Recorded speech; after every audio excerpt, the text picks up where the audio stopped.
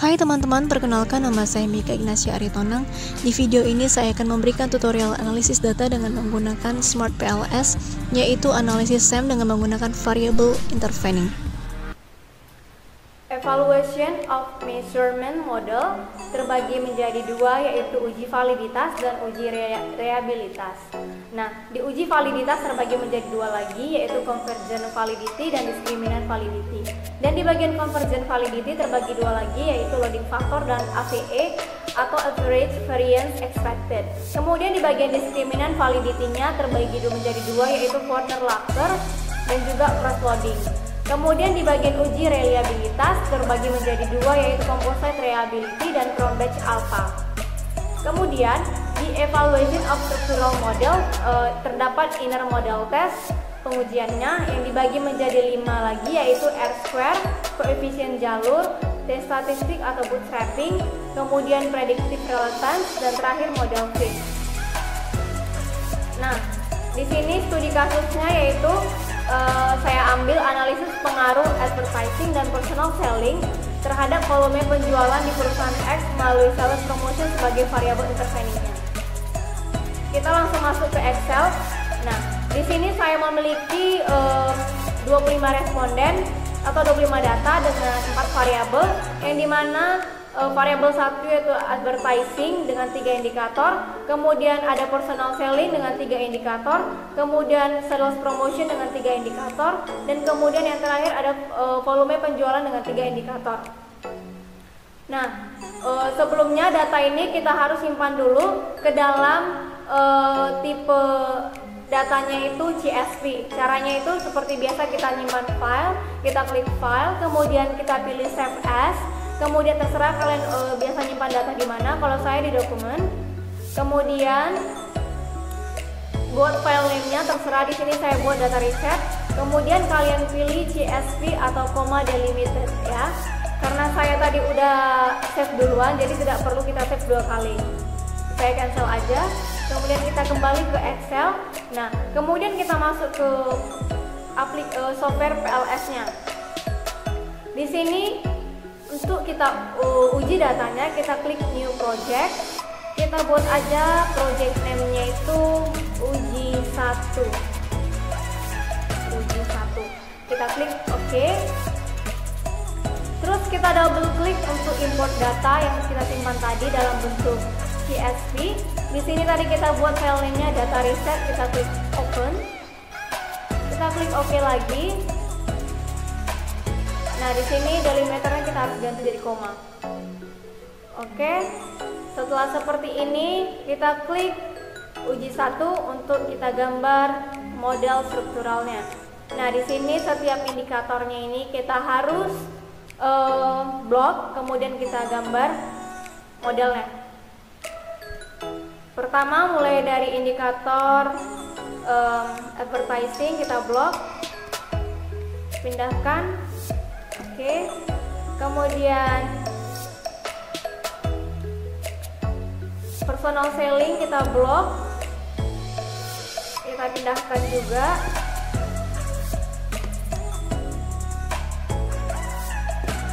Personal selling kita pindahkan.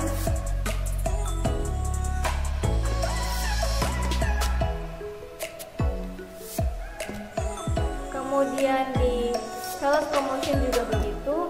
Pokoknya semua indikator kita harus pindahkan ya ke samping. Dan bagian volume penjualan juga. Oke, kita susun aja dulu variabel-variabelnya.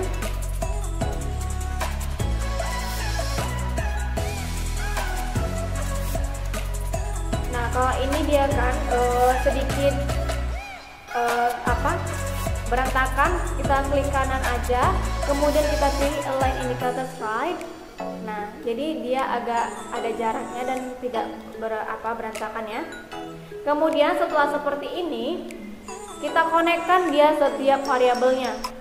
Klik connect, kemudian misalnya sebelumnya kita harus bikin dulu nama setiap ininya, variabelnya. Misalnya yang ini tadi advertising, kita buat jadi variabel X1. Kemudian yang ini kita buat jadi personal selling. Tujuannya supaya mempermudah kita nanti baca hasil kalkulasinya. Kita bikin ini X2 seperti ini. Kemudian yang ini kita buat sales promotionnya itu variable Z. Sales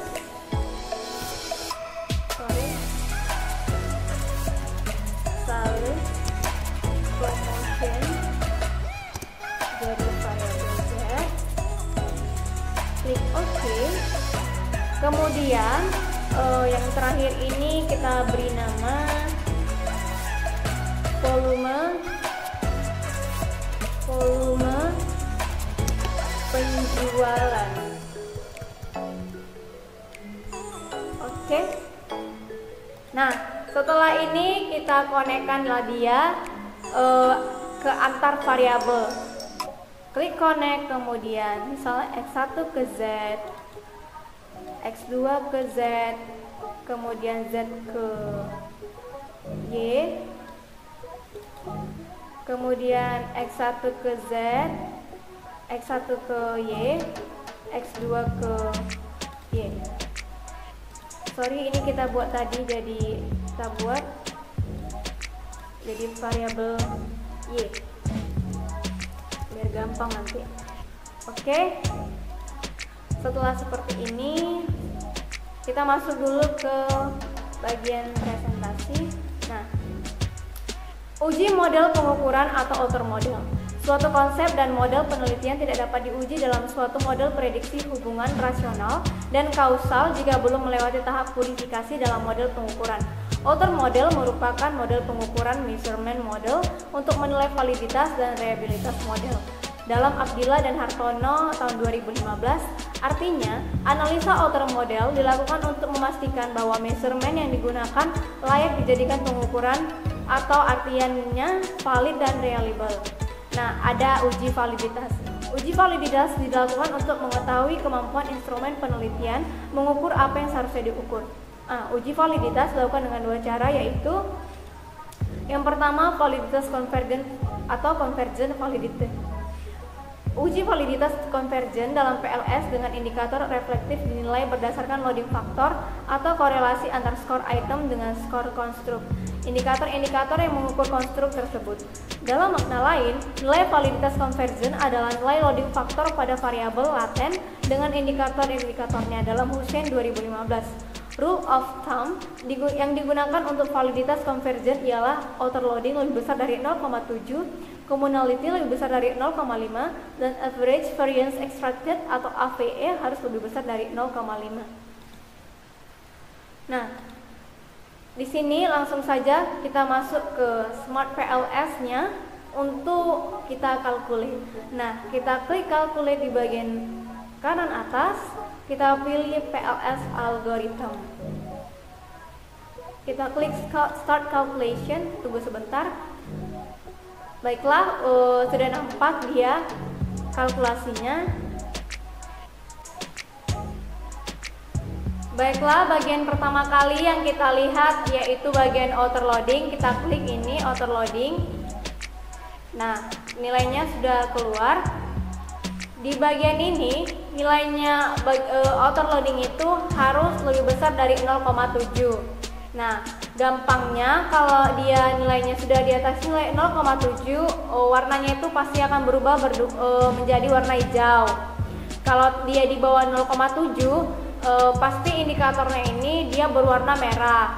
Jadi jika ada indikator nanti, misalnya ada yang di bawah 0,7 dan berwarna merah, maka yang harus dilakukan yaitu dengan cara mengurangi atau menghilangkan indikator yang dia di bawah 0,7, kemudian dihilangkan dan dikalkulit lagi kembali sampai dia warna indikatornya itu semua berwarna hijau. Kita masuk ke PPT supaya lebih gampang. Suatu indikator dinyatakan valid jika mempunyai nilai loading faktor di atas 0,7 terhadap konstruk yang dituju. Nah, seperti kita lihat di PLS kita, outer loadingnya itu semua di atas 0,7, mulai dari variabel indikator advertising, kemudian personal selling, kemudian sales promotion, dan juga volume penjualan itu nilainya di atas 0,7 dan berwarnanya hijau, maka dinyatakan valid di bagian outer loading. Kemudian setelah itu kita masuk ke AVE atau Average Variance Extracted. Here tahun 2010 mengemukakan bahwa jika suatu model mempunyai nilai AVE di atas 0,5, maka model tersebut dikategorikan mempunyai validitas convergent atau convergent validity yang tinggi. Rata-rata varian ekstrak dengan nilai lebih besar 0,5 digunakan sebagai penentu validitas convergent. Jadi jika nilai AVE-nya 0,5 maka tidak valid secara convergent. Kita masuk saja ke PLS untuk mengetahui di mana letak AVE. Kita masuk ke diskriminan construct reliability dan validity, kita klik. Nah, di sini ada beberapa tabel yaitu Cronbach's alpha. Kita buat dulu, kita lebarin dulu supaya nampak. Kemudian ada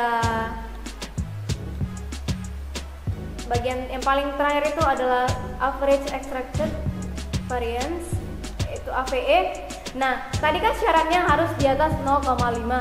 Nah, seperti kita lihat di setiap variabelnya itu nilainya itu di atas 0,5.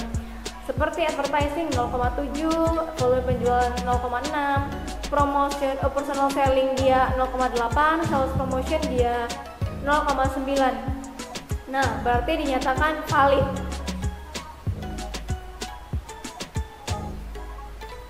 Ini dia yang sudah saya copy datanya, jadi mempermudah kita. Jadi kita lihat ya untuk hanya bagian AVE-nya yang ini semua nilainya itu valid. Kemudian kita masuk ke uji validitas diskriminan atau diskriminan validity.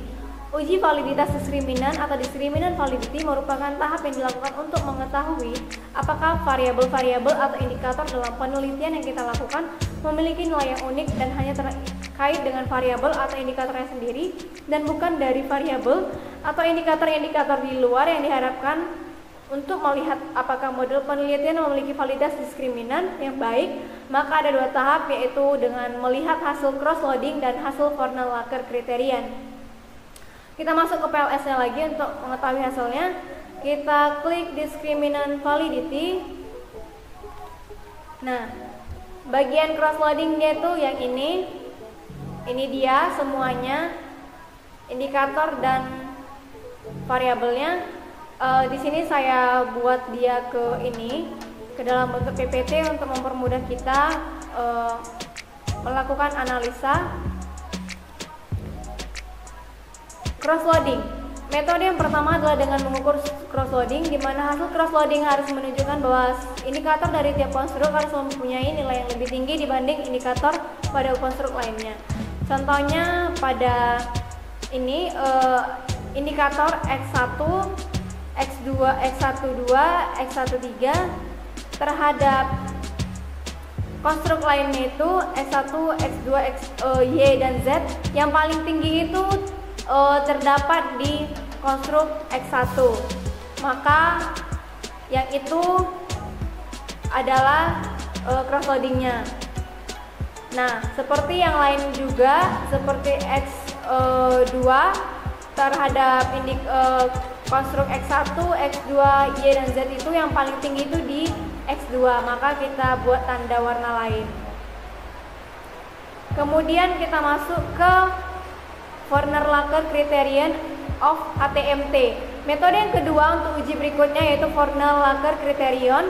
Untuk mendapatkan diskriminan validity yang baik dari suatu model penelitian, maka akar dari AVE pada konstruk harus lebih tinggi dibanding korelasi konstruk dengan variabel laten lainnya. Kita masuk ke PLS untuk mengetahui di mana Fornell-Laker. Nah, dia tetap di bagian diskriminan validity yang tadi, tapi dia berada di sampingnya. Nah, ini dia. Ini dia Fornell-Laker. Kita lihat, ini dia hasilnya. Di sini saya pindahkan ke dalam PPT lagi supaya mempermudah kita. Ini dia. Seperti yang kita lihat di bagian ini dia advertising, dan advertising yang ini dia lebih tinggi yaitu 0,883. Kemudian di personal selling juga dia lebih tinggi di 0,904. Kemudian sales promotion di 0,958. Kemudian di volume penjualan di 0,829. Nah, itu tadi untuk mengetahui corner lager kriteria. Kemudian kita masuk ke uji reliabilitas. Nah, uji reliabilitas untuk mengukur konsisten internal alat ukur. Reliabilitas menunjukkan akurasi, konsistensi, dan ketepatan suatu alat ukur dalam melakukan pengukuran. Uji reliabilitas dalam PLS dapat menggunakan dua metode, yaitu dengan cara Cronbach Alpha dan uji reliability. Nah, kita masuk ke PLS untuk mengetahui di mana letak Cronbach Alpha dan composite reliability. Nah, untuk mengetahuinya kita dapat melihatnya yaitu dengan cara mengklik konstruk reliability dan validity. Nah, di sini sudah nampak Cronbach Alpha-nya, kita lebarin dulu dia datanya. Kemudian composite reliability-nya yang ini di samping AVE. Nah, ini dia. Tadi kan dibilang nilainya itu kalau Cronbach Alpha itu mengukur bahwa nilai reliabilitas suatu konstruk, nilai diharapkan harus lebih besar dari 0,7 untuk semua konstruk. Begitu juga dengan composite reliability, dinilai lebih baik, composite reliability dinilai lebih baik dalam mengestimasi konsistensi internal suatu konstruk. Nilai composite reliability harus lebih besar juga 0,7. Kita lihat saja ke PLS. Nah, seperti kita lihat, dia nilainya dari Cronbach Alpha-nya itu nilainya di atas 0,7 semua ya. Baik sales promotion, personal selling, advertising, dan volume penjualan semua nilainya di atas 0,7. Dan juga warnanya itu dia warna hijau, bukan warna merah. Kemudian di bagian composite reliability tadi nilainya harus lebih besar dari 0,7. Nah, seperti kita lihat semua nilainya ini di atas 0,7, berarti dinyatakan valid composite reliability-nya. Kemudian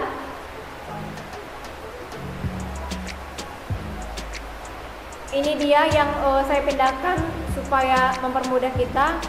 Nah, kita lihat yang ini Cronbach Alpha-nya dan ini composite reliability-nya. Semuanya memiliki nilai di atas 0,7.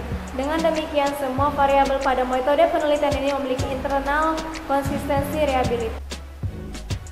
Selanjutnya yaitu pengujian model struktural atau inner model. Pengujian model struktural inner model dilakukan untuk melihat hubungan antara konstruk, nilai signifikansi, dan R-square dan model penelitian. Model ini dievaluasi dengan menggunakan R-square untuk konstruk dependen UJT dan signifikansi dari koefisien parameter jalur struktural. Dalam proses penilaian model penelitian dengan PLS, dimulai dengan melihat R-square untuk setiap variabel laten dependen. Nilai R-square dapat mendeteksi pengaruh langsung dari variabel eksogen tertentu terhadap variabel endogen. Perubahan nilai R-square untuk menilai pengaruh variabel independen terhadap variabel dependen secara substansif.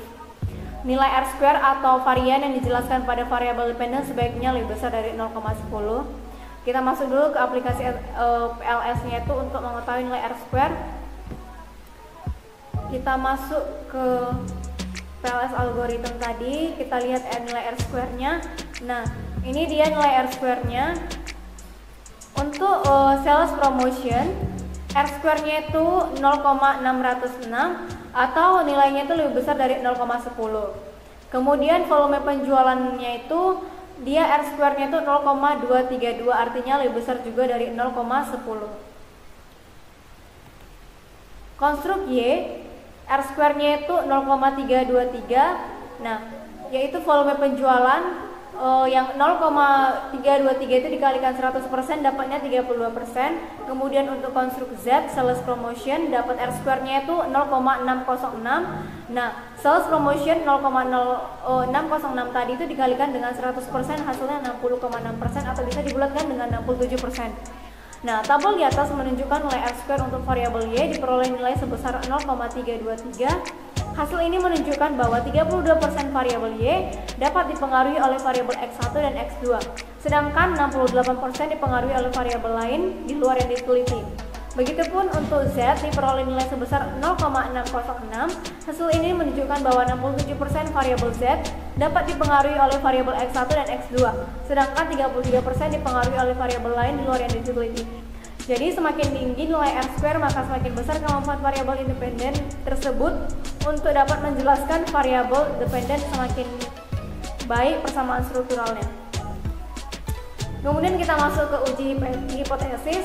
Dalam PLS pengujian statistik, setiap hubungan yang dihipotesiskan dilakukan dengan menggunakan simulasi. Hasil pengujian hipotesis dapat diperoleh dengan menjalankan program dengan bootstrapping. Dalam hal ini akan dilakukan hitungan dengan bootstrap terhadap sampel. Pengujian dengan bootstrap dimaksudkan untuk meminimalkan masalah ketidaknormalan dalam penelitian. Nah, kita masuk dulu ke PLS untuk bootstrap datanya. Di uji 1 kita klik calculate, kemudian pilih bootstrapping. Kita klik start calculation untuk kalkulasi data. Kita tunggu sebentar sampai hasilnya keluar. Ya, ini dia. Kita lebarin dulu ya, biar nampak semuanya. Bagian original sampel, sampel mean, standar deviasi. Oh, ini tidak perlu. Kemudian yang perlu itu statistiknya. Nah, ini dia hasilnya. Kita masuk dulu ke PPT. Dasar yang digunakan dalam pengujian hipotesis adalah nilai yang terdapat pada output path coefficient. Nilai path coefficient atau inner model menunjukkan tingkat signifikansi dalam pengujian hipotesis. Skor path atau inner model yang ditunjukkan oleh nilai T statistik harus di atas 1,96 untuk hipotesis 2 ekor atau two tail, dan di atas 1,64 untuk hipotesis 1 ekor atau one tail. Untuk pengujian hipotesis yang tingkat keyakinan alpha 5% dan power 80%. Nah, ini tadi hasil dari yang di PLS ini. Kita pindahkan aja ke PTT biar lebih gampang menjelaskannya. Ini dia udah saya screenshot. Nah, bisa kita lihat yang A, yaitu pengujian hipotesis H1 diduga yang ini advertising berpengaruh positif terhadap sales promotion. Hipotesis 1 yang menyatakan bahwa X1 berpengaruh positif terhadap Y terbukti. Hal ini disebabkan karena hasil pengujian hipotesis 1 yang menunjukkan X1 dengan Y menunjukkan nilai koefisien jalur sebesar 0,61. Yang ini dia ya, koefisien jalurnya 0,61 dan T statistiknya itu 4,014. Yang ini T statistiknya, yang mana nilai ini lebih besar dari 1,96. Nah, hal ini berarti bahwa X1 berpengaruh positif terhadap Y. Dengan demikian hipotesis 1 kita ini diterima. Karena cuman yang memenuhi syaratnya itu cuman ini H1 ini, maka yang disimpulkan H1 itu berpengaruh, hipotesis 1 itu diterima, yaitu advertising berpengaruh positif terhadap sales promotion. Kemudian kita masuk ke Q-square test atau uji Stone-Geiser. Q-square test dalam PLS digunakan untuk relevansi prediksi relevansi dalam model konstruktif. Q-square mengukur seberapa baik nilai observasi yang dihasilkan oleh model dan juga estimasi parameternya. Menurut para ahli, jika nilainya lebih besar dari 0, maka sudah memiliki nilai observasi yang baik. Nah, di sini bagaimana kita melihat Q-square? Kita masuk dulu lagi ke PLS. Kemudian kita klik uji 1 tadi. Kemudian kita pilih calculate, kemudian kita pilih blindfolding untuk mendapatkan hasilnya. Kita start calculation, kita tunggu sebentar sampai datanya. Baiklah, ini dia konstruk cross validate redundancy-nya yang ini. Kita masukkan aja ke PPT biar kita ini gampang. Ini dia ya konstruknya ini. Nah, seperti kita lihat tadi kan syaratnya itu jika nilai lebih besar dari 0 maka sudah memiliki nilai observasi yang baik. Nah, kita lihat di bagian ini sales promotion dan volume penjualan. Nah, nilainya itu di atas lebih besar dari 0 yaitu jumlahnya yang sales promotion 0,504 lebih besar dari 0, kemudian volume penjualan dia juga lebih besar daripada 0 yaitu 0,139. Maka Q square. Demikian video tutorial dari saya, sekian dan terima kasih.